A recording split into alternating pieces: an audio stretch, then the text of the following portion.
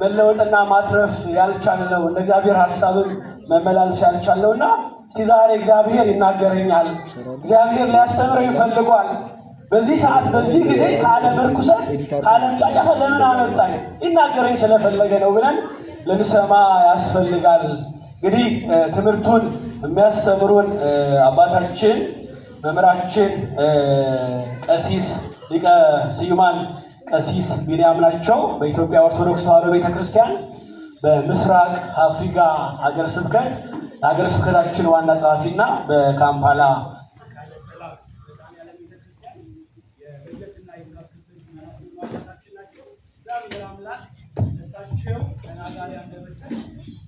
ደግሞ እንደ ሊዲያ የተከፈተ ልቦና ሰጥቶ ቃሉን እንዲያስተምረን እንዲመክረን የአምላካችን ቅዱስ ፍቃድ ይሁንልን። ዛሬ ከሁላችን ጋር ይሁን።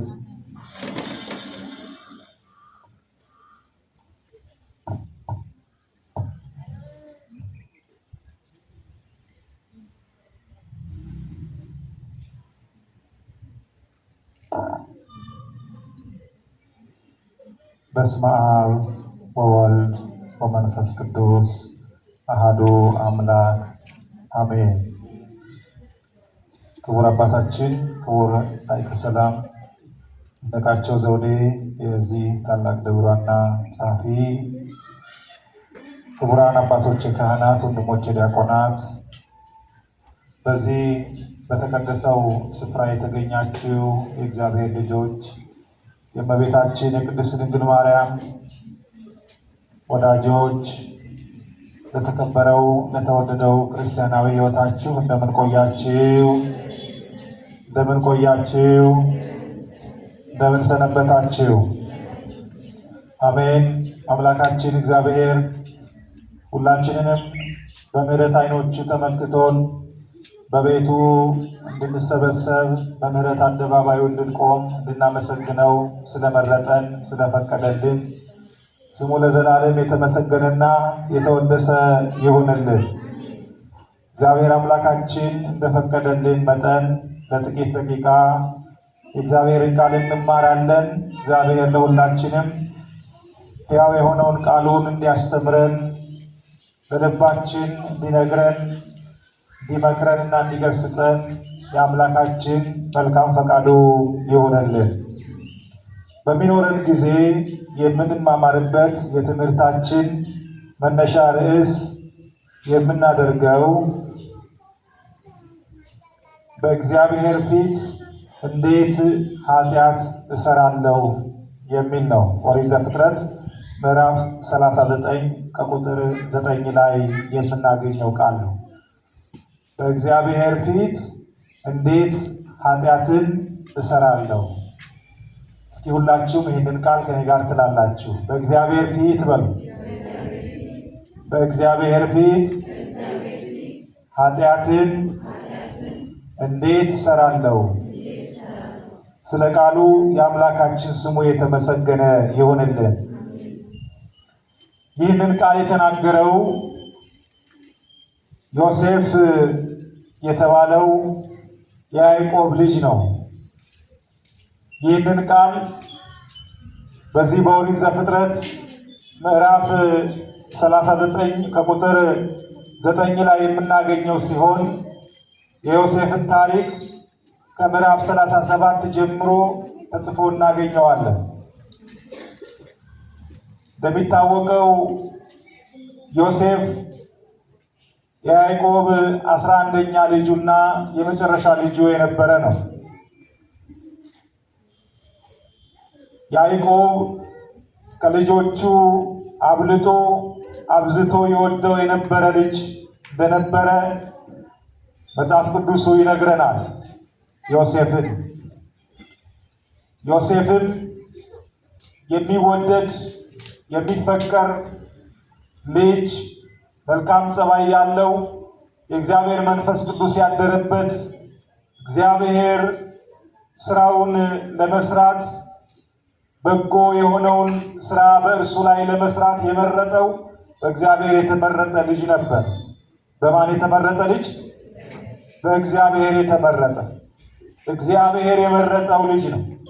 እግዚአብሔር ከልጅነቱ ጊዜ ጀምሮ መንፈስ ቅዱሱን ያሳደረበት እግዚአብሔር ወደፊት የሚሰራውን በእርሱ ላይ ሆኖ የሚያደርገውን ያሳየው የነበረ ብሩህ አእምሮ ያለው በእግዚአብሔር የተወደደ ልጅ ነው። እግዚአብሔር ሁላችንንም በእውነተኛ ፍቅሩ ይውደደን። ዮሴፍ እግዚአብሔር ይወደው የነበረ ሰው ስለነበር፣ ልጅ ስለነበር እግዚአብሔር በልዩ ልዩ ጊዜ ህልምን ያሳየው ነበር። ህልም ያይ ነበር ዮሴፍ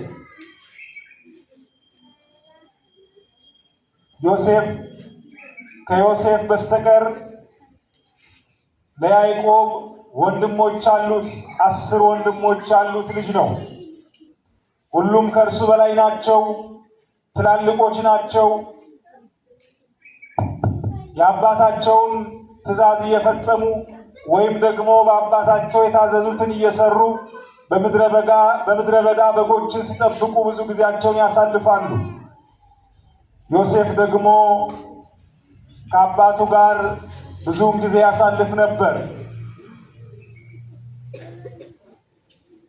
ሁላችንም እንደምናውቀው ያዕቆብ በሕይወት ዘመኑ ምን ያህል እንደተፈተነ በብዙ መከራዎች ውስጥ እንዳለፈ ከወንድሙ ጋር ተጣልቶ ወደ አጎቱ ቤት ወደ ላባ ቤት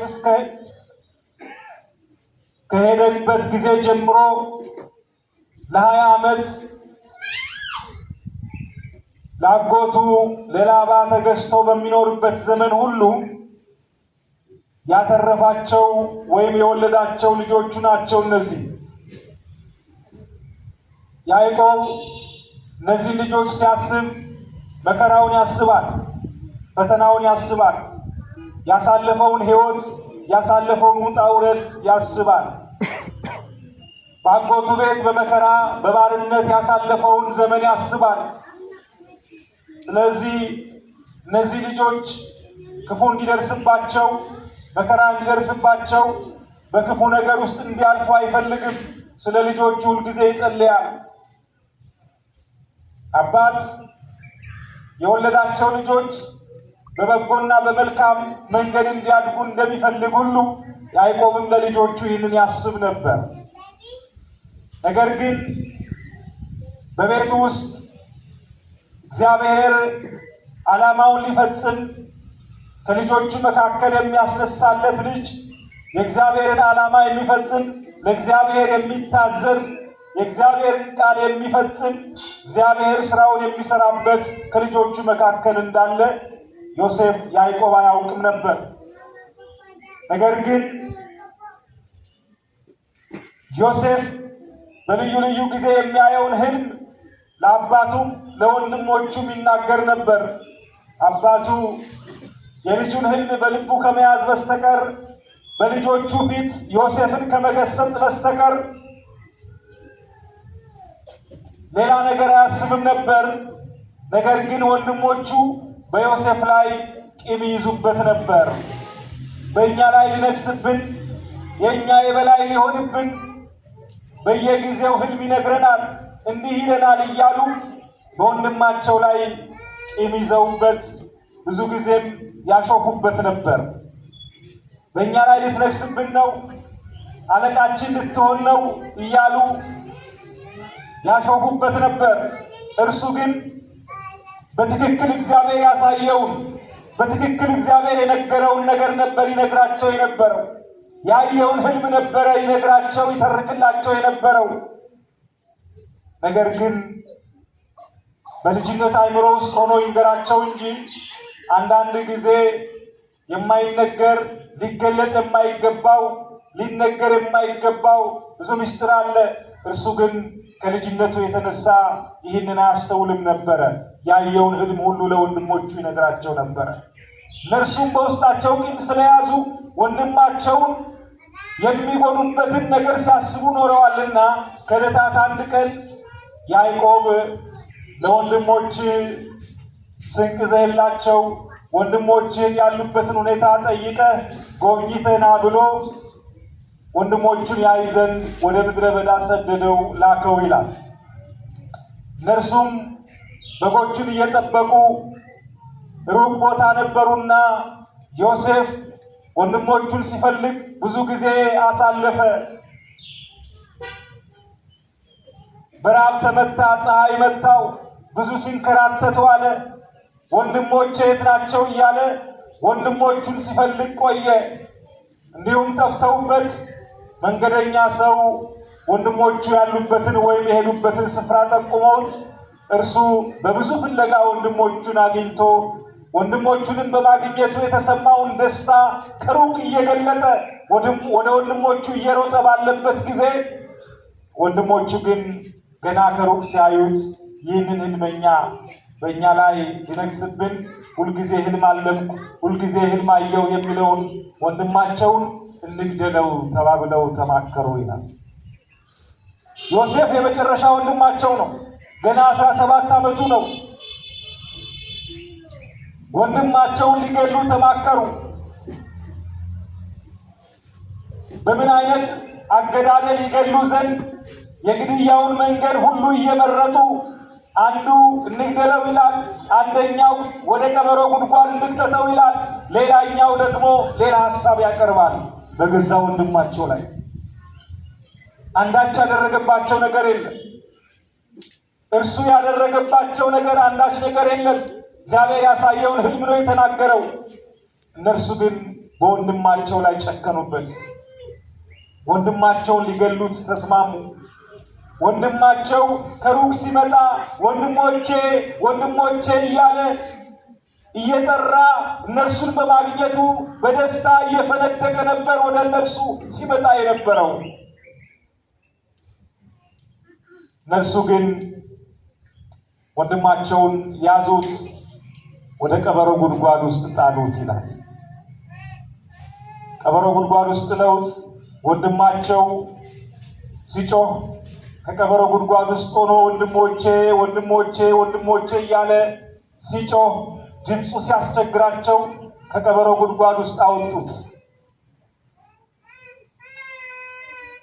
የግብፅ ነጋዴዎች በዚያ አልፈው ይሄዱ ነበርና ወንድማቸውን ተማክረው ሐሳብ አመንጭተው ለእነዚህ ነጋዴዎች ወደ ግብፅ ሀገር እንዲሄድ አሳልፈው ሸጡት። በ30 ብር። በስንት ብር? በ30 ብር። ወንድማቸው ወንድምነት በ30 ብር የሚገኝ አይደለም። ወንድምነት በየትኛውም ምድራዊ ገንዘብ፣ ምድራዊ ሀብት የሚለወጥ አይደለም። ወንድምነት እጅግ በጣም ትልቅ ስጦታ ነው።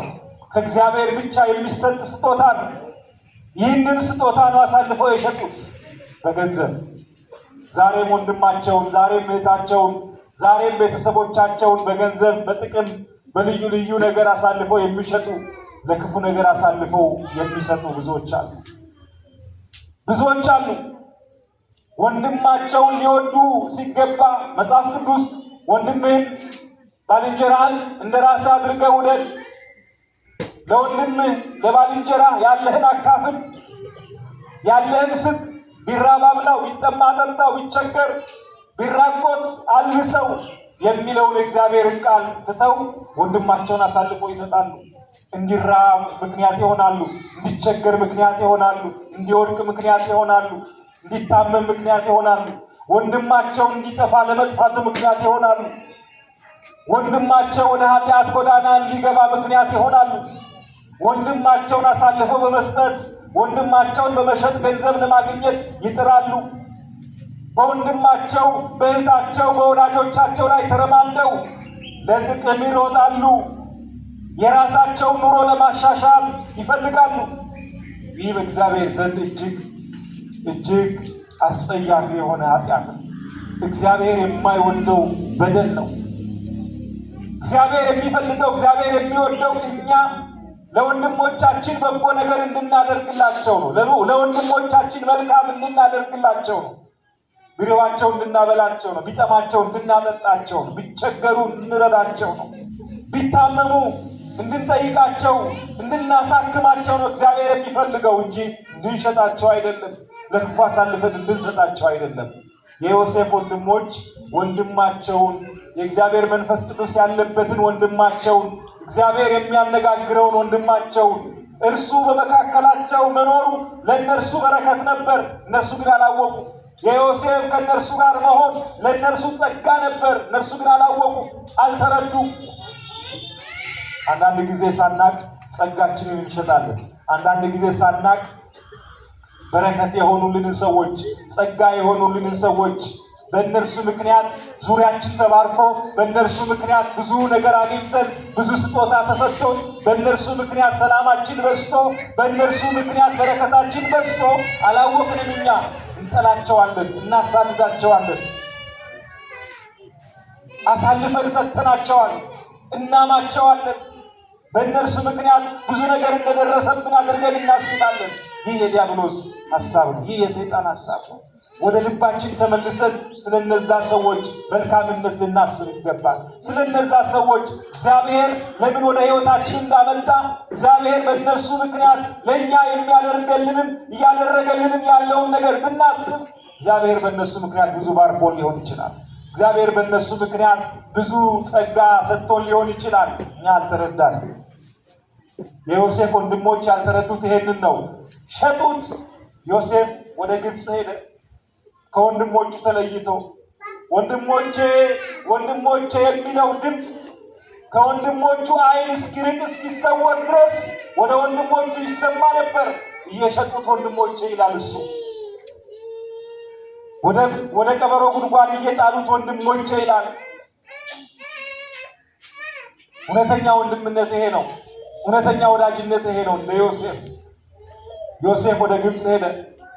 የገዙት ሰዎች ወስደው ሌላ ብር አትርፈው ሸጡት። ጲጥፋራ ለሚባል ሰው ተሽጦ ወደ ጲጥፋራ ቤት ገባ ዮሴፍ። እግዚአብሔር ከእርሱ ጋር ነውና የጲጥፋራ ቤት በዮሴፍ ምክንያት ተባረከ ይላል። እግዚአብሔር በእኛ ምክንያት የገባንበትን ቤት ሁሉ ይባርክልን። አዎ እንዲህ አይነት ጸጋ ያላቸውን ሰዎች እግዚአብሔር ለሁላችንም ያብዛልን። በእነርሱ ምክንያት ሰፈሩ የሚባረክበት፣ በእነርሱ ምክንያት ቤቱ የሚባረክበት፣ በእነርሱ ምክንያት ሀገር ሰላም፣ ፍቅር የሚሆንበት እንዲህ አይነት ሰዎች ያስፈልጉናል። በዮሴፍ ምክንያት የጲጥፋራ ቤት ተባረከ። የነካው የረገጠው ሁሉ የተባረከ ሆነ። የጲጥፋራ ቤት በሰላም ተሞላ። ነገር ግን ዮሴፍ ያላሰበው ያልገመተው ወይም ደግሞ ያላወቀው ያልደረሰበት ከግርግር ስር እየተከተለ የሚያሳድደው ሰይጣን ዲያብሎስ ሌላ የኃጢአት ወጥመድ አዘጋጀለት፣ ጠመደለት። እርሱ በሚኖርበት በጲጥፋራ ቤት የጲጥፋራ ሚስቱ የጌታው ሚስት ጌታው ጲጥፋራ ቤቱን ከሚስቱ በስተቀር ሁሉን ነገር ነው የሰጠው። አንዳች ነገር አላስቀረበትም። ከሚስቱ በስተቀር በቤቱ ያለውን ነገር ሁሉ እንዲያዝበት፣ በቤቱ ያለውን ነገር ሁሉ እንደፈለገ ማድረግ እንዲችል መብት ሰጥቶታል። ሚስቱን ግን አልሰጠትም። ሚስት ግን ሚስት ናት። ነገር ግን ከጲጥፋራ ሚስት ወደ ዮሴፍ የመጣው ፈተና እጅግ ከባድ ነው። የዮሴፍ ሚስት በዝሙት ጠንቅ ተያዘች። በዝሙት ፈተና ወደቀች። ከዮሴፍ ጋር ዮሴፍን ተመኘች። ከእርሱ ጋር ልትተኛ አሰበች። እርሱ ከእርሷ ጋር እንዲተኛ ተመኘች። ምኞቷንም ተግባራዊ ለማድረግ ዮሴፍን አነጋገረችው። ሰው በሌለበት፣ ማንም በሌለበት፣ እርሱ የዕለት ስራውን እየሰራ ያከናወነ ባለበት እርሷ መጣችና ልብሱን ይዛ እነሆ እዚህ ቤት ማንም ከኔና ካንተ በስተቀር የለም፣ ስለዚህ እንስራ እንተኛ አለች። ዮሴፍን ይዛው ዮሴፍ የተናገረው ቃል እጅግ በጣም የሚያስደንቅ ነው። በእግዚአብሔር ፊት እንዴት ኃጢአትን እሰራለሁ አላት። በማን ፊት? በማን ፊት? በእግዚአብሔር ፊት እንዴት ኃጢአትን እሰራለሁ ነው ያላት። እንግዲህ አስተውሉ። ይሄንን ታሪክ ወደ እያንዳንዳችን ሕይወት አምጥተን ዛሬ ላይ ይህ አጋጣሚ ሊገጥመን እያንዳንዳችን እንዴት ነው ይህንን ፈተና የምናልፈው? ያለነው በሰው ቤት ነው ወይም ደግሞ በታላቅ ባለጸጋ ቤት ነው። ያ ባለጸጋ ቤት ሙሉ መብት ተሰጥቶናል። የምንፈልገውን ነገር ሁሉ ማድረግ እንችል፣ ነገር ግን ከሚስቱ በስተቀር ሁሉም ነገር ተሰጥቶናል።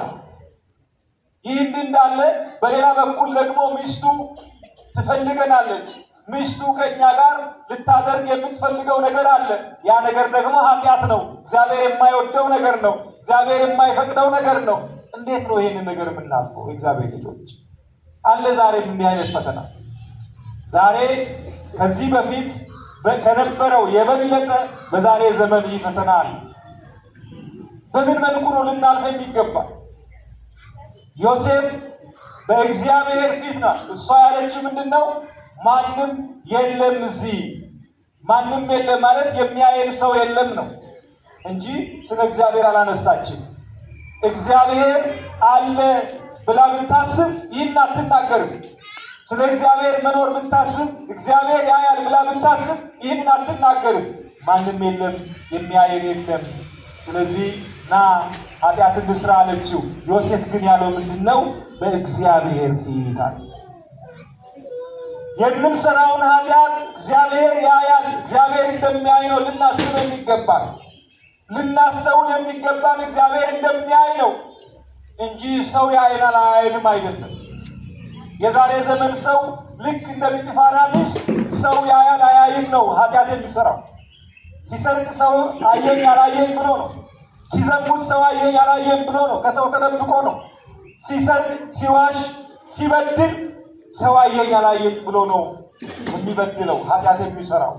ነገር ግን ክርስቲያን በእግዚአብሔር የሚያመን እግዚአብሔርን የሚያመልክ ሰው እግዚአብሔር ያየኛል ብሎ ነው ሊያስብ የሚገባ።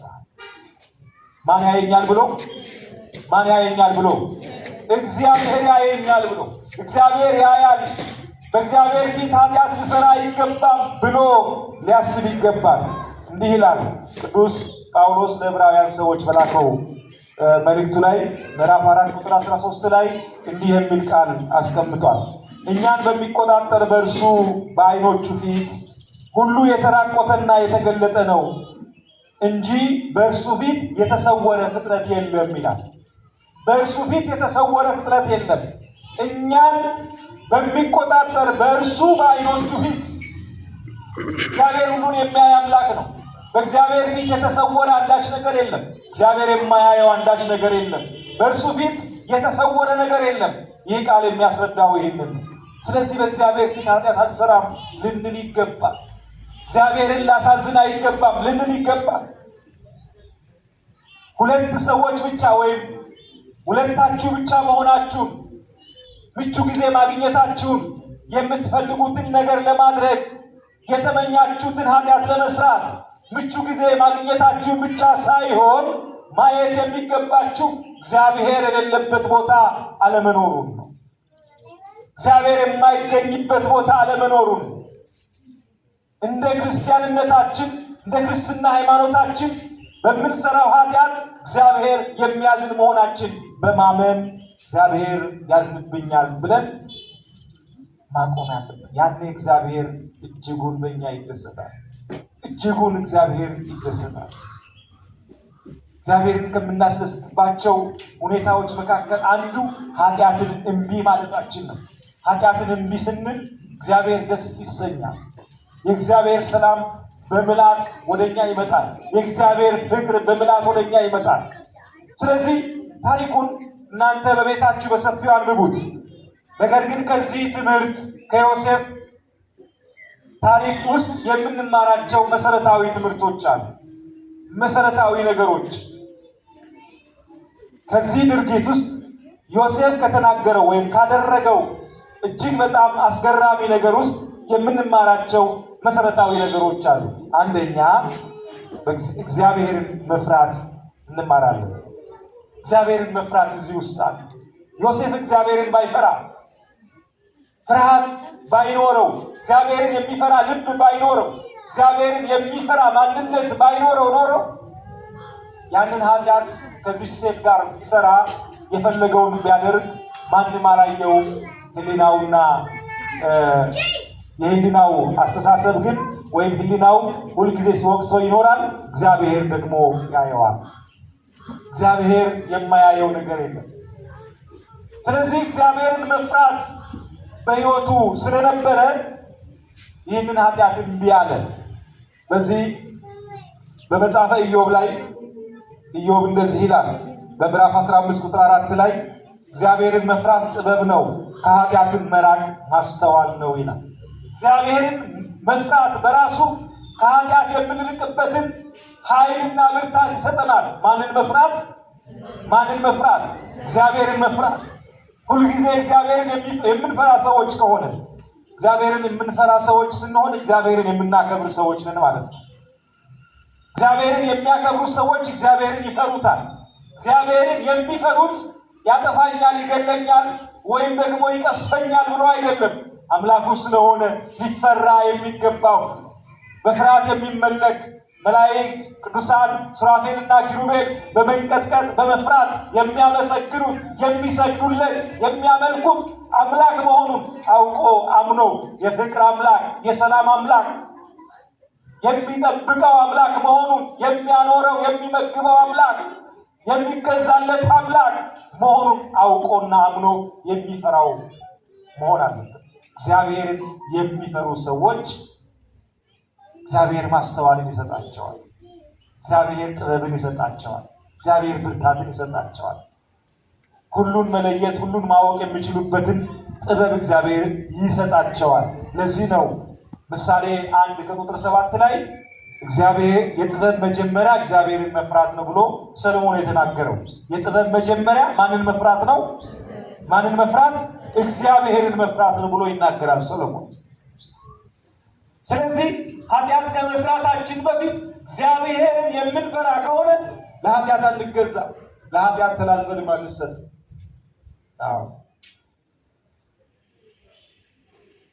ሮሜ መልእክት ላይ ቅዱስ ጳውሎስ ምን ይላል? የሰላምንም መንገድ አያውቁም፣ በዓይኖቻቸው ፊት እግዚአብሔርን መፍራት የለም ይላል። ለኃጢአት የሚገዙ ሰዎች፣ ለኃጢአት ተላልፈው የሚሰጡ ሰዎች፣ ኃጢአትን አብዝተው የሚሰሩ ሰዎች እግዚአብሔርን መፍራት በዓይኖቻቸው ፊት የለም ይላል። የሰላምንም መንገድ አያውቁም። ያ ማለት እግዚአብሔርን የሚፈሩ ሰዎች የሰላምን መንገድ ያውቃሉ። ሰላማዊ ሰዎች ናቸው። ከጸብ ይልቅ ሰላምን ይመርጣሉ። ከጸብ ይልቅ ፍቅርን ይመርጣሉ። በበጎና በመልካም ጎዳና ይሄዳሉ ማለት ነው። እግዚአብሔርን የሚፈሩ ሰዎች፣ እግዚአብሔርን በመፍራት የሚኖሩ ሰዎች በዓይኖቻቸው ፊት እግዚአብሔርን መፍራት ያላቸው ሰዎች ኃጢአትን በቀላሉ የሚሰሩ አይደሉም። ለኃጢአት የሚገዙ አይደሉም። እግዚአብሔርን እንደሚያሳዝነው አውቀው እግዚአብሔርን በመፍራት ያንን ኃጢአት እምቢ ይላሉ ማለት ነው። ሁለተኛ ከዚህ ታሪክና ከዮሴፍ ንግግር የምንማረው ሁለተኛው በእግዚአብሔር መታመንን ነው። በእግዚአብሔር መታመን። ብዙ ጊዜ ሰዎች ኃጢአትን ሰራን ብለው ሲናገሩ የሚናገሩበት ወይም የሚያስቀምጡት ምክንያት አላቸው። ከዚህ በቀር በቃ ሌላ አማራጭ የለኝም፣ ሌላ አማራጭ ስላጣው ነው እንዲህ ያደረግኩት፣ ገንዘብ ስለሚያስፈልገኝ፣ ገንዘብ ማግኘት ስላለብኝ፣ ገንዘብ ማግኘት ስላለብኝና መኖር ስላለብኝ ከዚህ አማራጭ ውጭ ገንዘብ የማገኝበት ነገር አልነበረኝም፣ ወይም ደግሞ መኖር የምችልበት ወይም ስራዬን እነጠቃለሁ ወይም ደግሞ ስራ ፈት ሆናለሁ። ከስጋዊ ጥቅም ጋር የተያያዘ ነው አብዛኞቹ ምክንያት የሚያቀርቡት። ኃጢአት ለመስራታቸው የሚያቀርቡት ምክንያት ኃጢአት ለመስራት ማንኛውም ምድራዊ ምክንያት ሊሆን አይገባም። ስጋዊ ፈቃዳችን ስላሸነፈን ብቻ፣ ራስ ወዳድነታችን ስላሸነፈን፣ የሰይጣንን ፈተና ማለፍ ስላልቻለ ነው የወደቅ ነው ኃጢአት የሰራ ነው እንጂ ገንዘብ ማግኘት ስላለብን ኃጢአት መስራት የለብን። ገንዘብ ማግኘት ስላለብን መዋሸት የለብንም፣ መዘሞት የለብንም፣ የግድ በኃጢአት መቆሸሽ የለብንም እግዚአብሔር ልጆች። ስለዚህ ነው በእግዚአብሔር መታመንን ከዮሴፍ የምንማረው።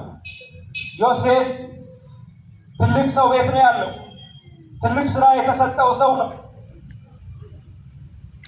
ጌታው ወይም የቤቱ ባለቤት እጅጉን የሚወደው ሰው ነው።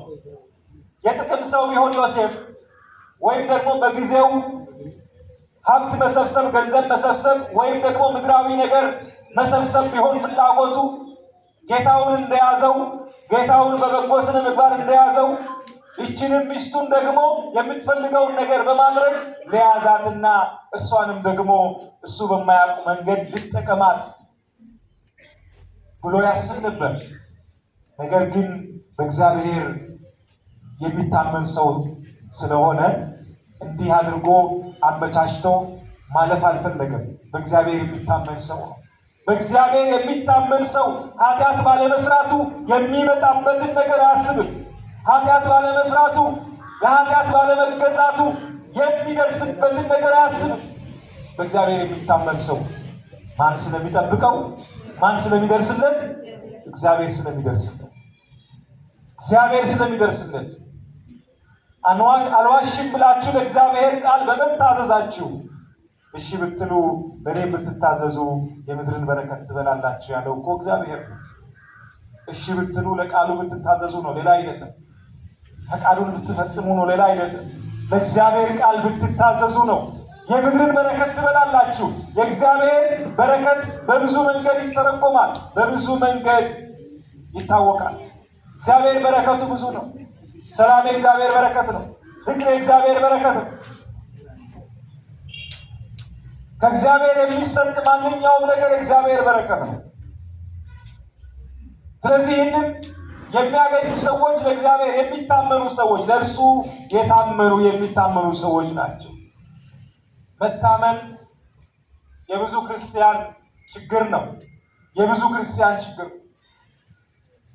ብዙዎቻችን ክርስትና እምነት ብቻ ወይም ማመን ብቻ ይመስለናል። በእግዚአብሔር ማመን ብቻ ክርስቲያን ተብለን መጠራታችን ብቻ ይመስለናል ብዙዎቻችን። ነገር ግን ክርስቲያንነት ማመን ብቻ ሳይሆን መታመንንም ጭምር የያዘ ነው። መታመን ለእግዚአብሔር ለቃሉ መታመን፣ መገዛት፣ መታዘዝንም ጭምር የያዘ ነው። ለእግዚአብሔር የማይታዘዙ ሰዎች ክርስቲያን የሚለውን ስም ይዘዋል እንጂ ክርስቲያኖች አይደሉም። ለእግዚአብሔር የማይገዙ ሰዎች ለእግዚአብሔር መገዛት፣ ለእግዚአብሔር መታዘዝ፣ ለቃሉ መታመን፣ ቃሉን በተግባር ማዋል ነው። መኖር ማለት ነው። መኖር ማለት ነው። ስለዚህ ዮሴፍ ካስተማረን ትምህርት አንዱ በእግዚአብሔር መታመንን ነው። ትንቢተ ኤርምያስ ላይ ምዕራፍ 17 ቁጥር 7 ላይ ነቢዩ ኤርምያስ እንደዚህ ይላል፣ በእግዚአብሔር ታመን፣ በእግዚአብሔር የታመነ እምነቱም እግዚአብሔር የሆነ ሰው ብሩክ ነው ይላል። በእግዚአብሔር የታመነ እምነቱም እግዚአብሔር የሆነ ሰው ምንድነው? ብሩክ ነው። በእግዚአብሔር የታመነ እምነቱም እግዚአብሔር የሆነ ሰው፣ እግዚአብሔርን የሚያምን። እግዚአብሔርን ማመን ብቻውን በቂ አይደለም፣ መታመንም አስፈላጊ ነው ማለት ነው። አያችሁ፣ እግዚአብሔርን ማመን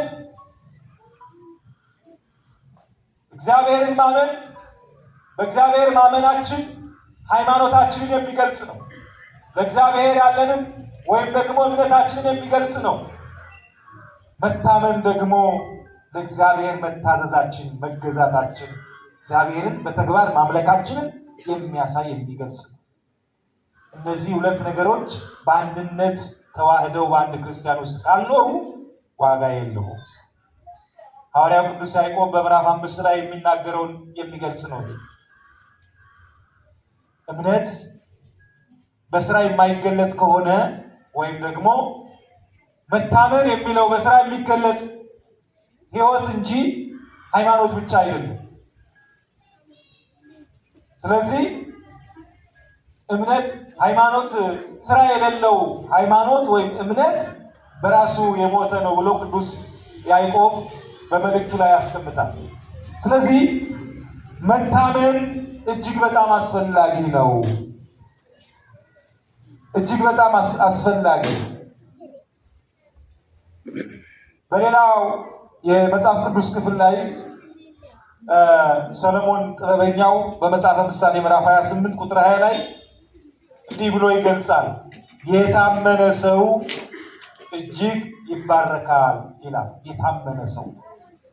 የታመነ ሰው ታማኝነት በሕይወቱ በኑሮው የገለጠ ሰው ለእግዚአብሔር መታዘዝን፣ ለቃሉ መገዛትን፣ ለእግዚአብሔር እሺ ማለትን፣ እግዚአብሔርን ማክበርን፣ ትእዛዙን ማክበርን፣ ለትእዛዙ መገዛትን ሁልጊዜ በሕይወቱ የሚተረጉም ሰው ወይም የሚኖር ሰው ይባረካል ይላል። የመባረክ የበረከት መነሻው መታመን ነው። የብዙ አባቶቻችን የመባረካቸው ምስጢር ለእግዚአብሔር መታዘዛቸው፣ ለእግዚአብሔር መታመናቸው፣ ለእግዚአብሔር እሺ ማለታቸው፣ እግዚአብሔር ያዘዛቸውን ትእዛዝ እሺ ብሎ በመፈጸማቸው በማድረጋቸው ነው የመባረካቸው ውጤት። ዛሬ በቅዳሴው መካከል አባቶቻችን ጸሎቱን ሲያሳርጉ ሰምታችሁ ከሆነ የአቤልን መስዋዕት የተቀበለ አምላክ የእኛንን መስዋዕት ይቀበልልን ይላሉ። አቤል ለእግዚአብሔር መስዋዕት አቀረበ። በአባታቸው በአዳም ታዘው አቤልና ቃየል ሁለቱም ለእግዚአብሔር መስዋዕት ያቀርቡ ዘንድ ታዘዙ ይላል።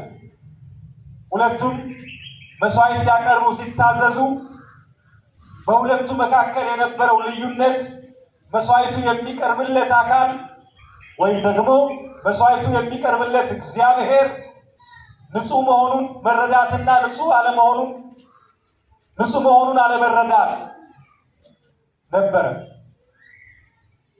አቤል እግዚአብሔር ንጹሕ ባህሪ፣ ንጹሕ ነገር የሚስማማው መሆኑን የተረዳ ሲሆን፣ ቃየል ግን ይህንን ያልተረዳ ሰው ነበር።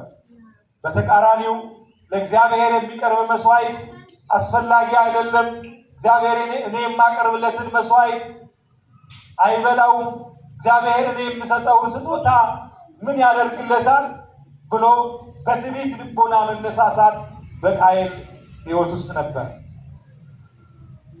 በሌላ አነጋገር በእነዚህ በሁለቱ ሰዎች መካከል ያለው የመታዘዝና ያለመታዘዝ ትርጉምን የምንመለከትበት።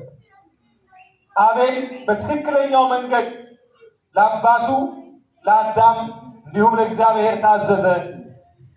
ቃየል በትክክለኛው መንገድ ለአባቱ ወይም ለእግዚአብሔር አልታዘዘም። በዚህ ምክንያት እግዚአብሔር የአቤልን መስዋዕት ተቀበለ፣ የቃየልን መስዋዕት አልተቀበለም ይላል።